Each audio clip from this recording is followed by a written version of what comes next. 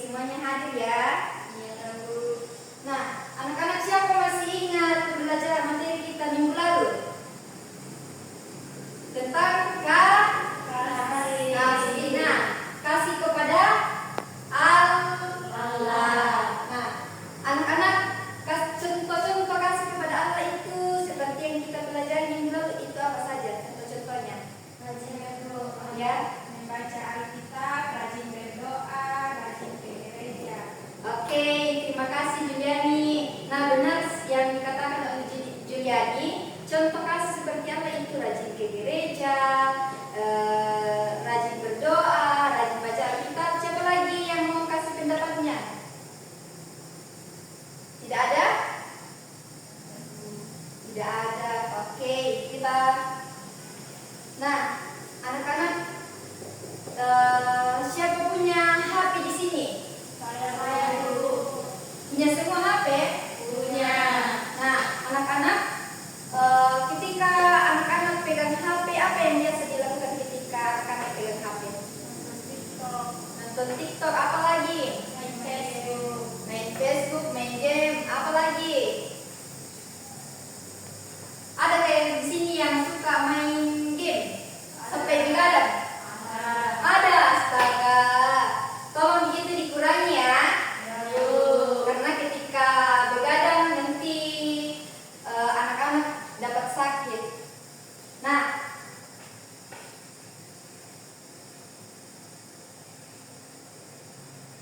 baik, materi hari ini yaitu tentang apa itu iptek.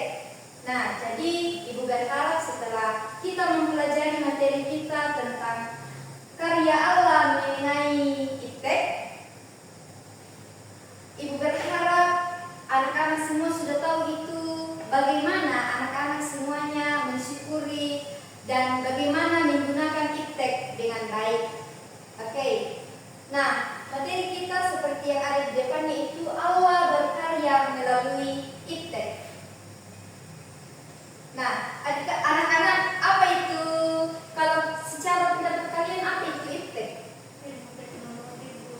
Ilmu teknologi. Apalagi?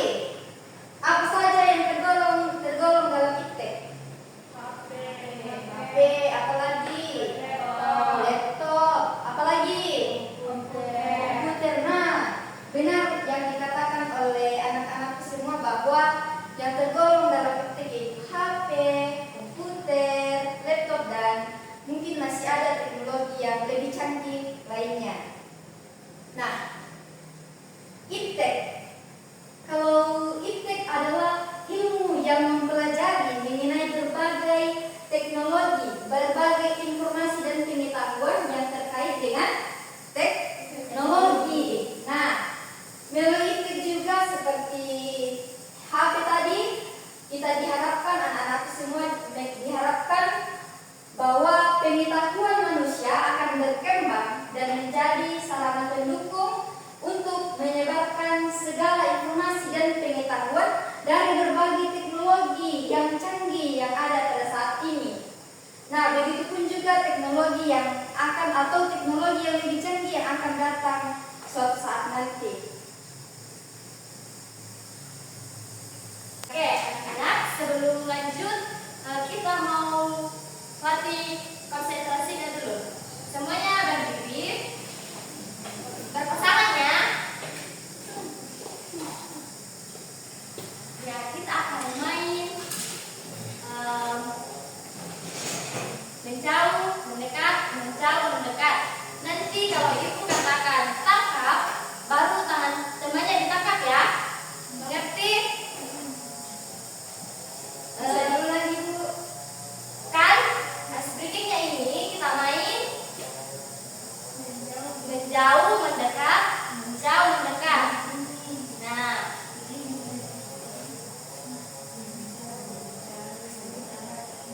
oke, sudah tahu?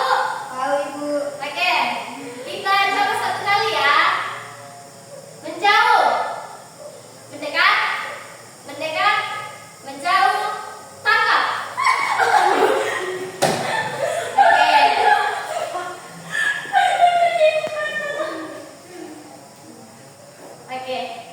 Silakan duduk kembali. Nah, kita akan lanjut ke materi tentang bagaimana pandangan Alkitab mengenai iptek. Nah, semuanya bawa Alkitab? Baru. Ya, kita buka Alkitab kita dari Kejadian pasal 6 ayat 9 sampai ayatnya yang ke-22.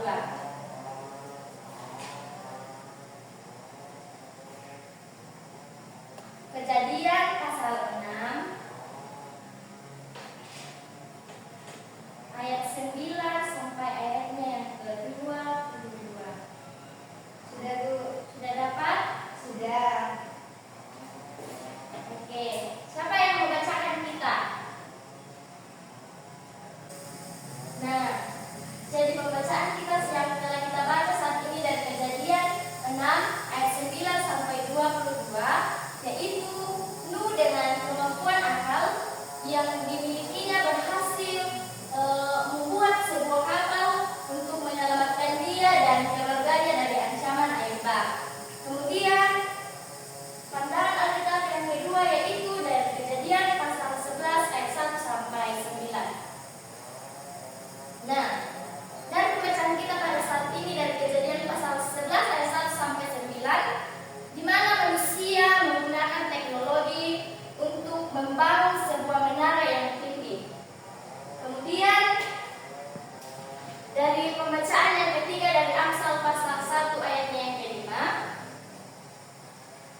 di situ di mana pembacaan kita itu meningkatkan bahwa sumber pengetahuan dan teknologi adalah Allah. Oleh karena itu harus dipergunakan dengan baik. Jadi teknologi yang kita pergunakan sekarang atau yang kita pakai sekarang tidak boleh kita pergunakan salah, tetapi kita pergunakan dengan baik dan bijaksana. Kemudian pandangan Alkitab yang berikut yaitu dari Efesus pasal 5 ayat yang ke-8, di mana di situ nasihat agar jemaat Kristen harus hidup sebagai anak terang. Kemudian kita masuk ke dalam materi sikap pelajar Kristen terhadap iptek. Nah, kita akan melihat bagaimana sikap pelajar Kristen terhadap iptek. Yang pertama itu, Allah adalah sumber pengetahuan. Kita lihat dari Amsal 1 ayatnya yang ke-7. Nah, ayat ini menjelaskan bahwa pengetahuan itu bersumber dari Tuhan dan sikap diri takut akan Tuhan akan menghasilkan pengetahuan yang benar serta dapat menggunakan dengan bijak untuk mengabdi kepada Tuhan dan sesama.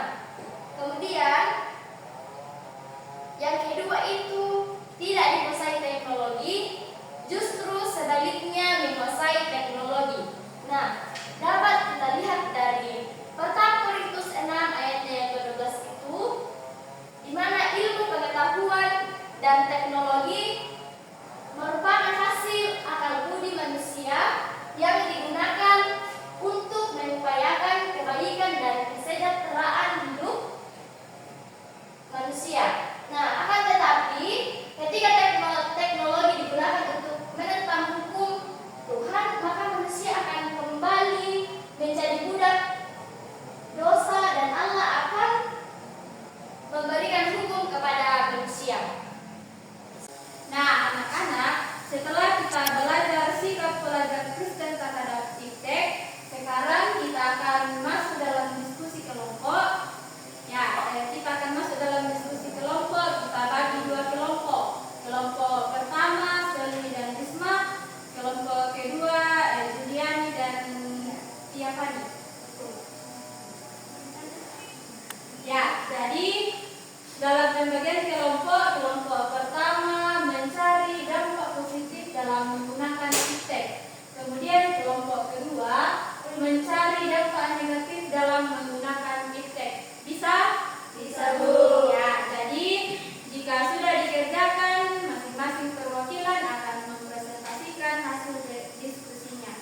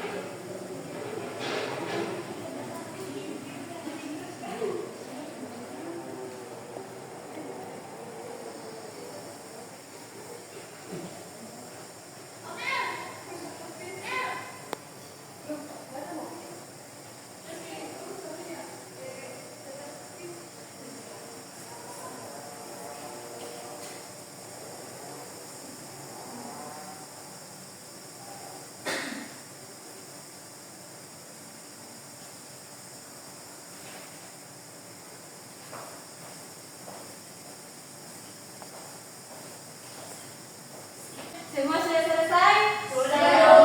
Ya, kita masuk dalam presentasi. Masing-masing kelompok dan perwakilan mempresentasikan hasil diskusinya. Dimulai dari kelompok pertama.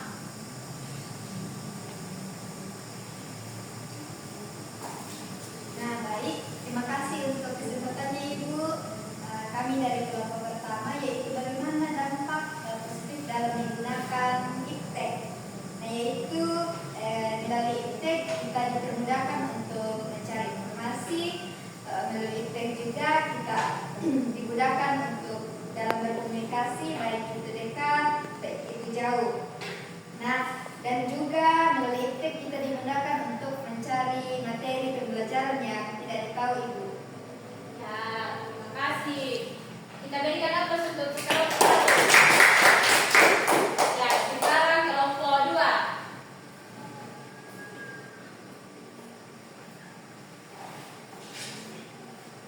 Baik, terima kasih untuk kesempatan yang diberikan kepada kelompok kami, kelompok 2. Di sini kami akan menyampaikan dampak negatif dari penggunaan iptek. Yang pertama itu lupa waktu, karena biasanya kita terlalu asik menggunakan misalnya HP sehingga kita lupa waktu untuk belajar dan mengerjakan tugas. Yang kedua, kita kecanduan. Kita merasa gelisah ketika tidak menggunakan HP, dan dampak negatifnya juga kita sering biasa mengeluarkan kata-kata kotor. Terima kasih. Ya, kita beri aplaus untuk kelompok 2.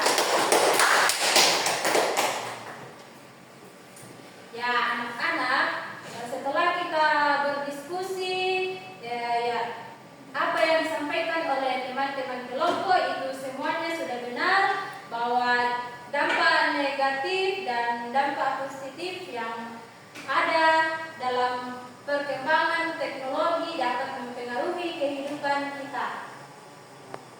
Ya, anak-anak, setelah kita belajar tentang karya Allah terhadap iptek, nah, adakah anak-anak yang mau menyampaikan apa yang sudah kita pelajari hari ini?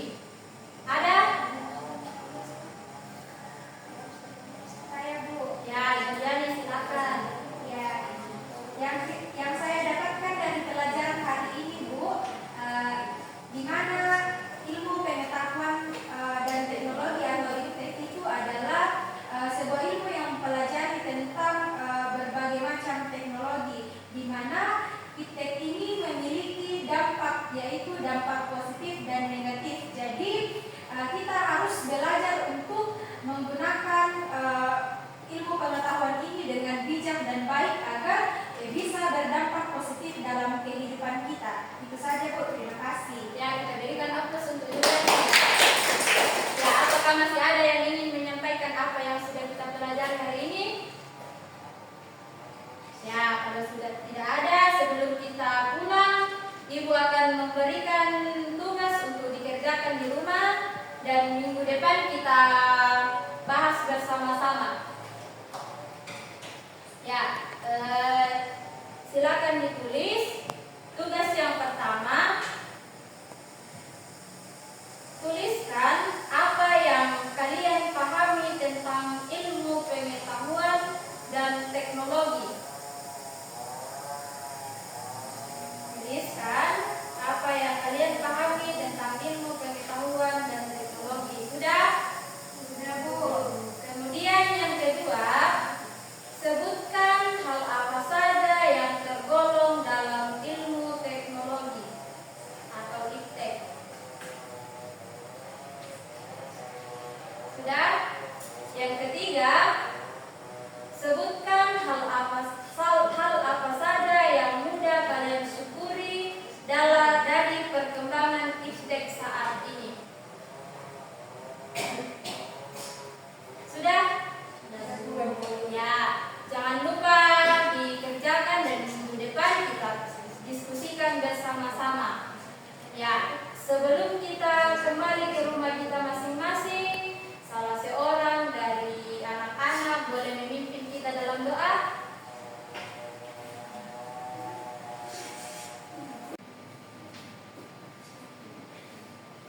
Teman-teman, sebelum kita kembali ke ke rumah kita, mari kita satu dalam doa, kita berdoa. Amin.